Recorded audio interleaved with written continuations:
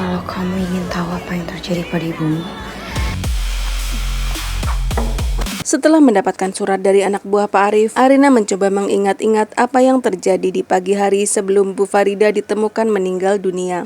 Ketika itu Arina masih kecil. Dia sempat mendengar pertengkaran antara Pak Baskara dan Bu Farida yang membahas tentang sebuah dokumen. Arina pun pergi ke ruang kerja Pak Baskara dan mencoba untuk mencari tahu dokumen apa yang dibicarakan oleh Pak Baskara dan Bu Farida. Arina mencari jurnal di tahun 2010, yaitu tahun di mana Bu Farida meninggal dunia. Tetapi jurnal itu tidak ada. Arina menghentikan pencariannya karena Arina seperti mendengar suara langkah kaki yang mendekati ruang kerja Pak Baskara. Namun ketika mencoba memeriksanya, Arina tidak melihat apa-apa. Arina kemudian pergi ke gudang dan melihat sebuah box yang bertuliskan barang-barang mama. Sayangnya box itu berada di atas lemari. Arina pun mengambil bangku untuknya memijak agar bisa menjangkau box itu. Tetapi Arina malah terpeleset. Viko yang sejak beberapa waktu sebelumnya mengawasi gerak-gerik Arina bergegas menangkap tubuh Arina sehingga Arina jatuh ke dalam pelukannya. Arina terkejut karena tiba-tiba Viko muncul. Sedangkan Viko mengungkapkan kekecewaannya karena Arina mencoba untuk mengacak-acak barang-barang kenangan milik mamanya. Arina kemudian mengambil surat yang ditemukannya dan menunjukkannya pada Viko.